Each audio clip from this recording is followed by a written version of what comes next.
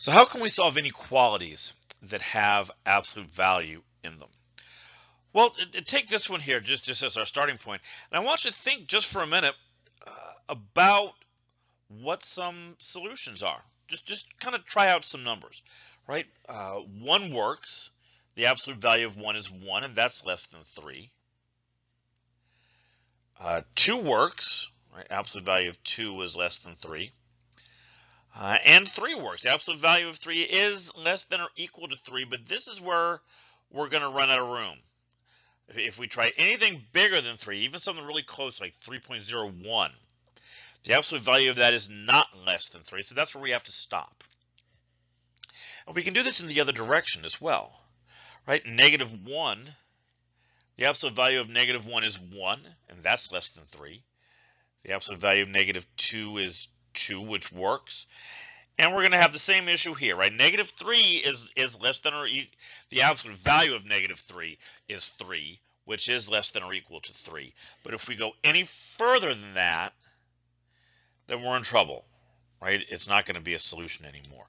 So you can try 0 if you like. 0 works as well. And in fact, any number on this interval here is going to satisfy that inequality. All right, so what I want you to notice here is looking at the 3, we have positive 3 as the upper bound, and over here, -3 as the lower bound. That's going to be the basis for our procedure here. So if a is a positive number, and we have this expression, the absolute value of x is less than or equal to that number, then our solutions are anything between a and the opposite of a, -a. Now, I did it less than or equal to here. The procedure works exactly the same way if this was less than. Right, then I would do 2 less thans over here. Other than that, they're absolutely identical. So let's try out an example here, right? How can we solve this? Well, our procedure says I take the expression that's in the middle here, 2x minus 5, and that has to be less than 1 or greater than -1. Now, if I solve this compound inequality, we should be done. So I'll add 5 to all 3 parts. We get 4 less than 2x less than 6, and then divide by 3. Divide by 2. 2 is less than x is less than 3. That's where our solutions are. Right, so we wanted to graph this. We want to think of it visually. I'm looking for all the numbers between 2 and 3, and I don't want to include 2 and 3 because I have strictly less than here. So I would put a circle at 2, an open circle, and an open circle at 3, and shade everything in between.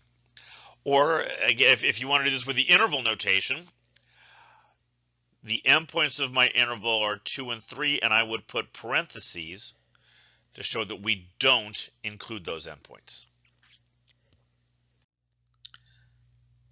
So how about a greater than inequality, or greater than or equal? It's going to be the same process either way.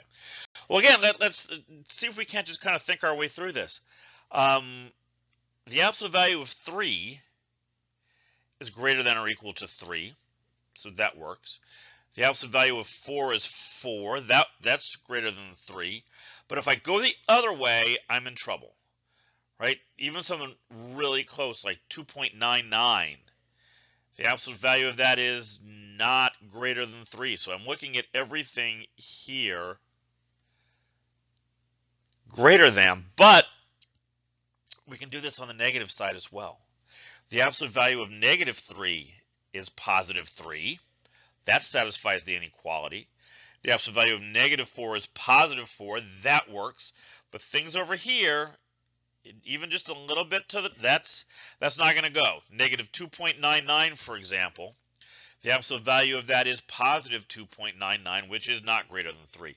So now I have all of these numbers as well. Right, and again, you notice we got a very similar pattern that happened here. We've got everything greater than +3 or less than -3, right? And that's going to be, again, how our process works, right? So our rule here is if the absolute value of A is a positive, if A is a positive number, and we have the absolute value of X is greater than that, then, and here I can't do a nice, neat single compound inequality like I did before. You have to do this in two separate pieces. Either X is greater than or equal to A, or it's less than or equal to -A. So I have an example here with greater than or equal to, and that's the first thing you need to focus on when you're solving these kinds of absolute value equations and inequalities. First thing you need to focus on is what that symbol is, right? Because that's going to tell you which of the three processes, one for greater than, one for less than, and one for equals that we've talked about, you're going to use to solve this situation, right? Because I have greater than or equal to here, I'm going to use the one we just talked about, and I have to solve two inequalities.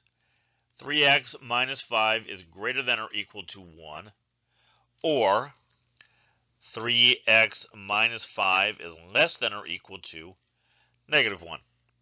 Right, so let's see what we come up with here. This one is 3x greater than or equal to 6. So x is greater than or equal to 2.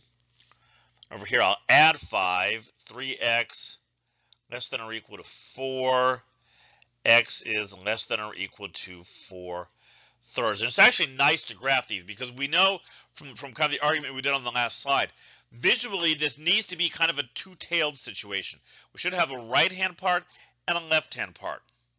Right? So let's see what happens if we graph this. 2 is right here, and I'll put a solid circle because it's greater than or equal, and I need all the numbers greater than that. 4/3. 4/3 is 1 1/3, so that's right about here. And I need the numbers less than or equal to that. That's good, right? There's my second tail. Excellent, that works. Now, if I want to do this using the interval notation, I would say -infinity up to 4/3. That's, we're going to put square bracket there, right, because we want to include 1 and 4/3.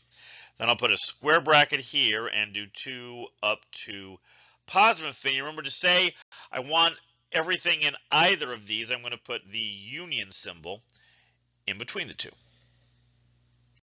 So now you've got the basic idea, right? 3 different procedures.